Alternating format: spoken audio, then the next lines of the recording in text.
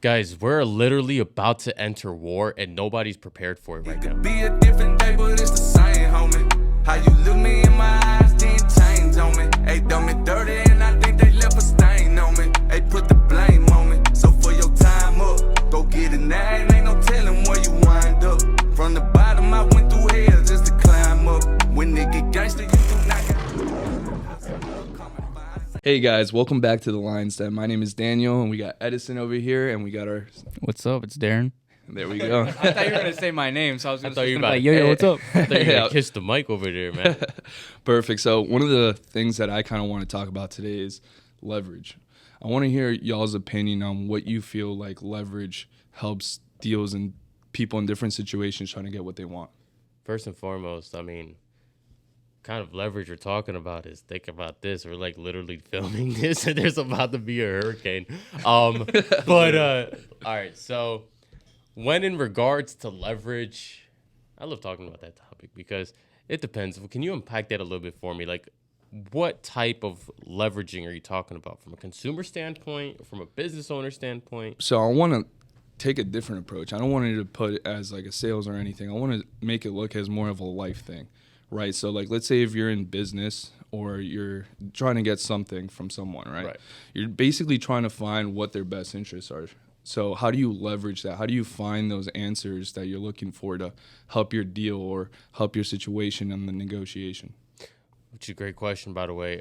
So when it comes to leveraging in terms of in the sense of a negotiation, in the sense of a deal, whatever the case may be, I would say your number one go-to method will first be learning a lot about what you're planning to negotiate, learning a lot about the company you're planning on negotiating with, the person you're planning to negotiate with as well.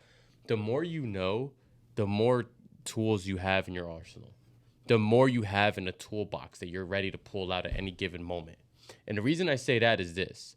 If I'm in a negotiation with you and I know everything about you, but you know nothing about me, who has leverage? You do, because I don't know anything about you. You know my weaknesses, my strengths, everything. Exactly. Yeah, the devil you know is better than the devil you don't know. That's right. And it's basically, I mean, you see this all the time with real estate and stuff like that. A lot of leverage isn't just, ammo. It's sometimes with bank and money. How do you leverage this credit, in order to buy a house? Sometimes you can get the 80%, 75% leverage. You come up with the other 25 and now you got a deal. You go in 20 grand. On a $100,000 house, you're all in 120 grand. You sell it for 140, you come out with 120 grand. And it's leverage in that aspect because you're using more debt in order to get what you want. You're using the bank's money in order to get your money. And that's a lot to go with OPM as well, other people's money, which is always leverage. So how do you leverage something to get that money? And I think it all starts with a deal. As long as you got a good deal, people are going to be interested. That's your leverage. How many people are into real estate, want to get into house flips, buy, single family house or multifamily, and they can never find the deal, but they have money, 200, 500 grand that they're willing to loan out. And it all takes on, grabbing that deal, leveraging that in order to get your money. So like leveraging value in a way, you know what I mean? So Exactly. someone finds value in something, you leverage that value, be like, yo, this is how much this is worth, how much do you have to offer? How much are you thinking this is valued to? Something like that, right? Yeah, no, 100%. And it goes so far into sometimes you don't always got to be the guy that's winning big, Sometimes a little loss can still be a win. So, for example, I'm reading this book right now, Donald Trump's book, and he talks about his schedule on like Trump Tower and all that stuff, like when he was building it. And one of the things he touches on that I really liked was how important it was for him to make sure he's contacting the contractors, contacting the architect, contacting the lenders, making sure everything is set, because when you leverage something, you want to make sure that everything is kind of put together in like an executive formula or executive summary where your plan and your whole breakdown is basically laid out for the investor to look at and be like, all right, if I give you 200 grand or $1 million, I know exactly where that money's going to. And then now I know the exact return is coming from. So it's pretty neat, like kind of going into the brain of an entrepreneur and businessman, because you really start noticing like little stuff that they do. Even when they're on a phone, even if they're not getting the deal that they want, they try to find 1,000 or 100 different ways to make sure that they find some sort of interest in that person in order to leverage the deal. So for example, if you're a baseball fan, and I know you like the Atlantic Braves. If I offer you, 2 tickets to the game, and for example, if you give me, like, for example, So like you offer me 2 tickets to the game to have me come out with you for dinner and talk about something. yeah, You know what I mean? so like, something like that. Like I want you as a special guest on the podcast, right? Yeah. And I know you're a Braves fan. Hey, I got 2 tickets. You want to come in with me to the game? And now we shoot the shit at the game, basically become friends. I ask you to become a special guest, and now I have leverage because I found out what your best interest is, what you like, and in some way it's like you feel like you own me in a way, right? Yeah. And that's where knowing about who you're getting into a negotiation standpoint with is vitally important. Because then again, if you're trying to get somebody to, be on board with what you're trying to represent, what you're trying to push out, especially to the masses, whatever the case may be, the number one thing is going to be what triggers these people. What exactly, what do they do for a living? Okay, now that you've narrowed that down, what is their value set at? What do they value most? And what do they like the most, especially when even outside of business? Just getting to know them on a personal level is enough to get you closer to a deal than somebody that only knows them from a business level. Because yes, you know each other from a business level, but it'll never get any more personal from there.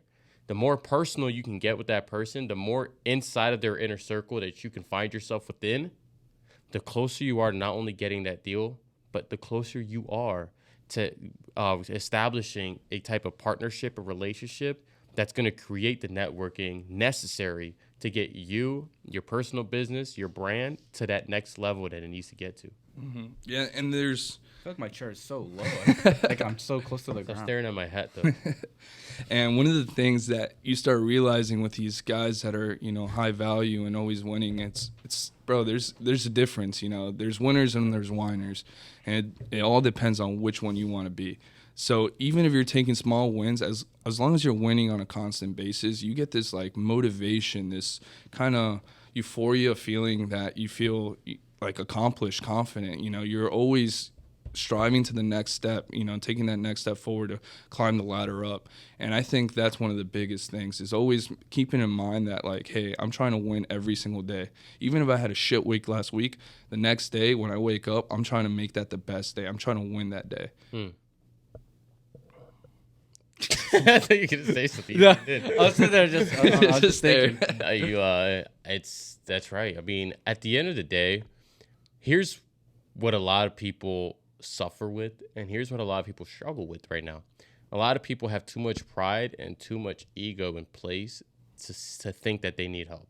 And on top of that, a lot of people have too much pride and ego that when they come into a situation of a negotiation standpoint, they think they have nothing to prove. They think that you owe it to them to show something. But if you're starting up a business, and let's say your first year you made 1.5 million, which is great. But then you're going into a negotiation standpoint with a company that is doing hundreds of millions every year. Do you think you can walk in there with the type of energy of, I don't have to prove anything to you. It's your job to impress me. Or do you think it'll be I just wanted to say something. Why are you laughing? I'm just going to say, why should I care what you impress? Why should I? But if you guys haven't seen that podcast, it's very funny. Anyways, so going back to what I'm saying, if you walk in there with that type of attitude, very quickly an investor or another business person is going to pick up on that, and you're not going to be a person they want to do business with. It is very important to walk into situations like that with utter confidence, exuding confidence, right? Without feeling like you have anything to prove to anybody. However, keep in the back of your mind, I want to provide this type of value today. This is what I hope to get out of this situation today.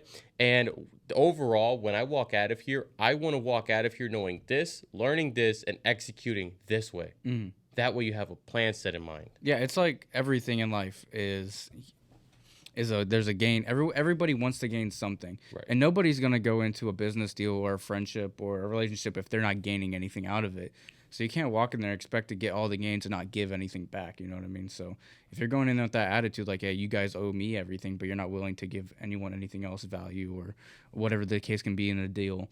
Is that a narcissist? Yeah, you have to be, everything's a two-way street. You know what I mean? You can't just get carried through life. Yeah. Yeah, it's always like a win-win situation, right? Sometimes you get the shitty end of the stick, sometimes you get the good end, right? And it just depends on how you set everything up, and that's why leverage, I feel like, is very important, because depending on what you want, whether it be something big or something small from that person, you just got to make sure you're doing not just what they need, but something that they can't live without. You know, you try to find their best interest in order to get that whole thing executed. And it's always, you know, you got to give up to get some. That's right. Can I ask something on a very personal level here? Yeah, I guess. What do you guys? Obviously, everybody's felt this market so far. Everybody's seen the little switch that this market has been taking. Where do you guys see this going? Do you guys see war? Do you guys see a market crash? Do you guys see that nothing is wrong and that, you know, we're living in abundance right now? What are your thoughts? So I see the market is going to crash. Everything's going to get more expensive. But personally, I feel like there's not going to be a war, because I think majority of Americans today are too scared. They're not going to ever pick up a fight and defend themselves like they want to be. I mean, if you look at both sides, I don't care what side you're on, but like when COVID hit, right? And then the government was implementing all these things. And all these people that before on the right side were like, oh, tyrannical government, I need my guns. But when they started implementing and forcing these things on there, what did they do? Nothing. They just shouted on Instagram instead of actually taking action. And do you think the Democrats, let's say if Republicans did something, are they really going to fight about something? No, they're not going to do anything. There's not going to be any war. People are going to bitch and moan about it on social media, but are they really going to stand up and fight? I don't think so. I think we're long gone from that area of fighting, even though America was founded on fighting the oppressors, you know, how we became a country. We fought against the King George. Like, I don't think we're ever going to see any type of war ever again. I think it's only going to get worse from here, and more government control is going to happen. My take is a little bit different. I see it as times that are coming now with interest rates going up. Prices of lumber just went back down to pre-COVID prices. So houses are going to get built. Things are going to get cheaper. I think cars have been overpriced. They've been selling over market value, and they're one of the most fastest depreciating assets that you can purchase. Homes have been selling for 40% over market value. That is historic. Nowhere in history has something increased so fast. And when things go up, it tends to go back down pretty quick. Stock markets have been going down as well. And what I'm starting to see is more of a trend with interest rates as well going up, is that now people are going to start getting desperate. And when people start getting desperate, that's when I feel like maybe a civil war might happen, just because there are going to be jobs that are lost. Companies are not going to be making the same amount of sales that they were making. Employees are just going to have to get cut in order to keep that business afloat. And it's business.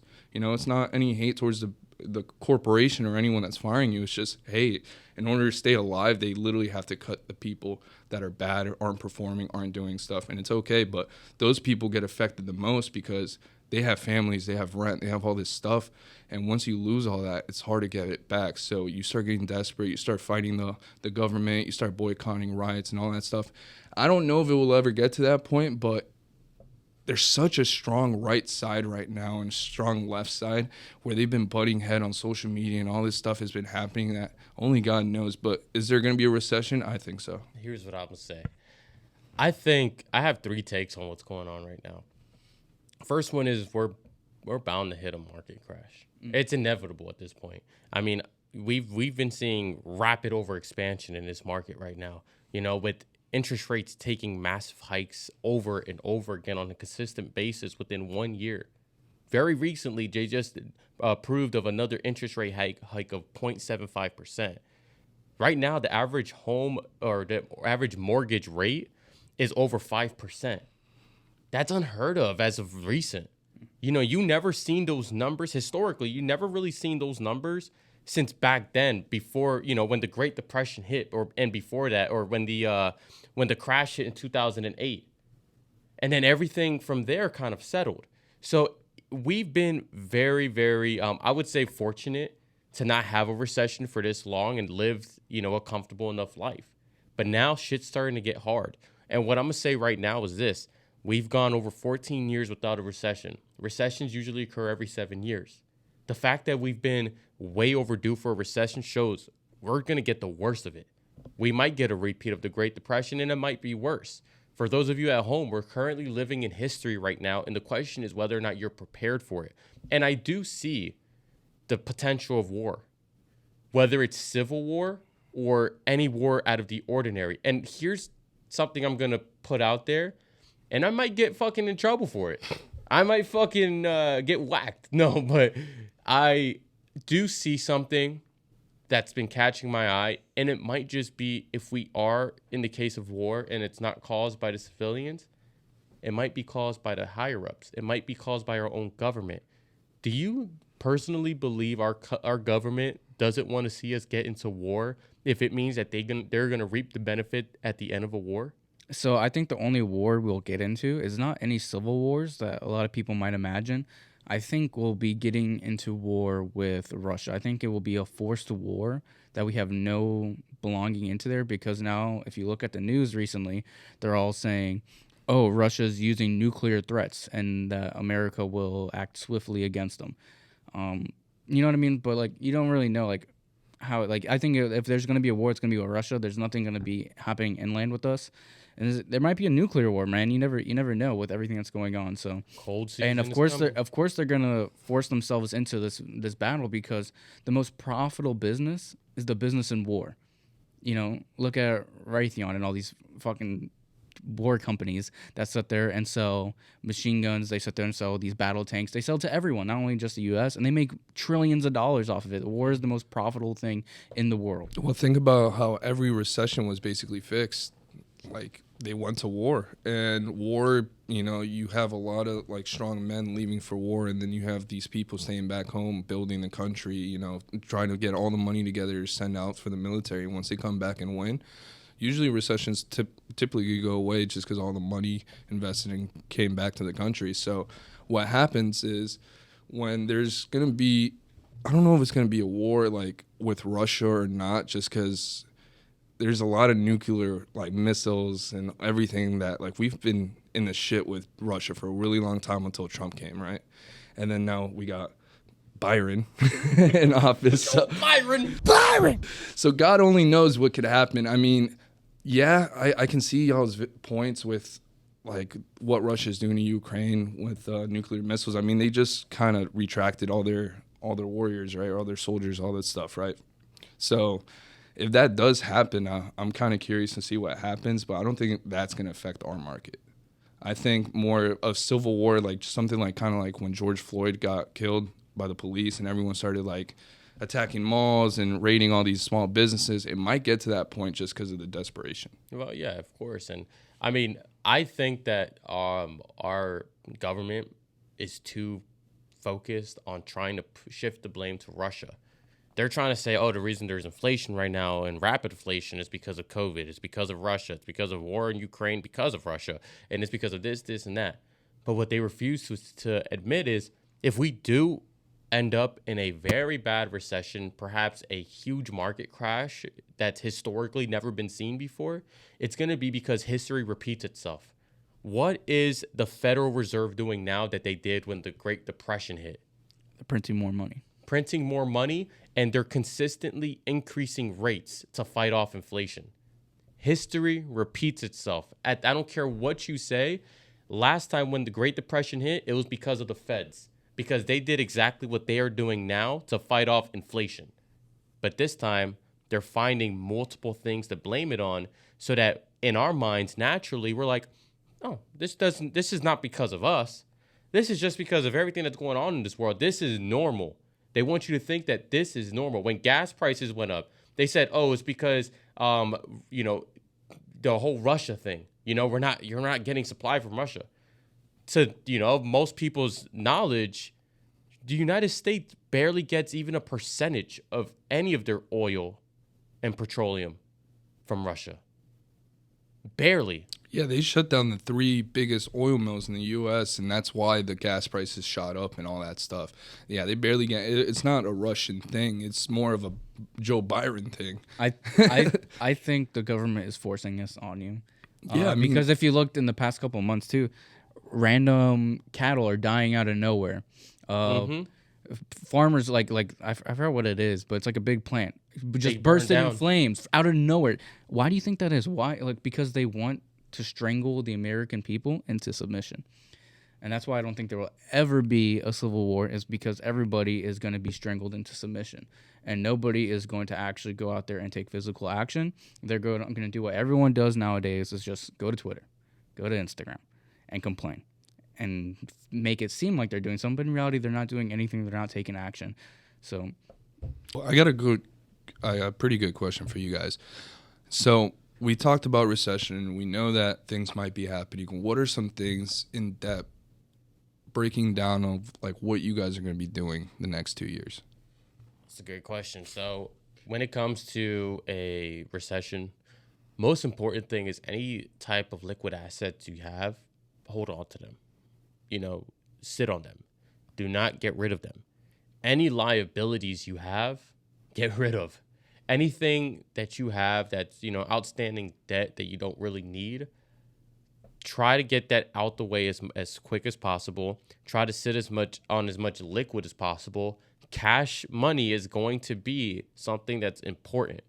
You're going to have to hold on to cash. The more cash you have readily available, the better it's going to be for you, because we don't know what's going to happen with the entire market. We don't know what's going to happen with, banks, with the cards and whatnot. I mean, for all we know, some banks might even go out of business. I mean, you look at Merrill Lynch, they got bought out by Bank of America. So you just don't know what to expect. So I would say the best way to prepare is make sure that all the money you have, you assess them properly. Don't carelessly spend money. Don't spend money on things you don't need. Don't use your credit cards on things that you don't see any benefit from, or things that you can't pay back immediately. That's the only time you should use your credit card, is when you're capable of paying it back, whether it's gas or whatever the case may be. That way you at least get your credit up. But aside from that, liquid assets are going to be key in this time of a recession. Yeah, I agree.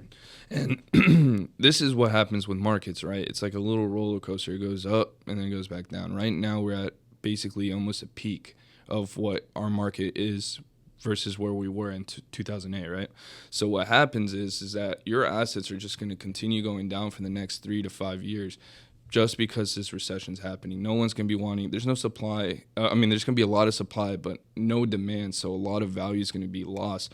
That's why sometimes having, like you said, that liquid cash in your hands, in your bank account, can help you, because when this fire sales goes on and everything's at a discount, stocks, houses, cars, everything, it's going to be the best time to purchase, because in that cycle, when you're buying all the way down, it's just kind of like stocks. You buy low and it goes back up, and then you get your equity, and then you can start doing credit lines, HELOCs, and all that stuff with that. So it's very, very important to be heavy on cash now, and it's very important to be at a stable position as well. So if you're in a position where you know that industry is going to get tanked with the market, I would start looking at maybe switching a different position, because you want to be safe. Yeah, you have cash, but if you don't have that steady income coming in to pay off your bills, you're going to start using the liquid cash to do it. And that's not going to be good, because then all your investment opportunities are gone. And this is the best time right now. Most millionaires were created in 2008. Mm-hmm. This is going to be the best time for our generation, Generation Z, to come up and grow as entrepreneurs and start taking down the big guys, because a lot of the big guys won't be able to hang around this storm. 2 years are going to go by, and they're probably not going to have sales. You have 1,000 employees, and they're not motivated. They're vacationing in Hawaii and Tulum. They got to come back and work. And they're not willing and prepared to work, they're going to get shut down. And people like us are going to come up and take over. It's the best opportunity for investors and entrepreneurs, which is why Warren Buffett hasn't bought a single stock as of the last 2 years. So, these are some key points that you guys want to keep in mind when you're going through this, and these are going to be some key points that are going to help save you in the future. If you gained anything from this video or from the content that we push out today, please share it, subscribe, like, follow, whatever the case may be. Comment, give us some feedback, let us know what you want to hear more of as well, and it's always a pleasure. Mm-hmm. And I want to say one thing which is basically, we're not trying to change a million lives. As long as we can touch one person with what we say, I think that's the most important part. And take it as, information. You might not get the beginning part of the podcast, but something might resonate with you at the end. If that's all you get from it, I'm happy and you're happy and you saw some sort of value that could help you out. You couldn't have said it better, Danny.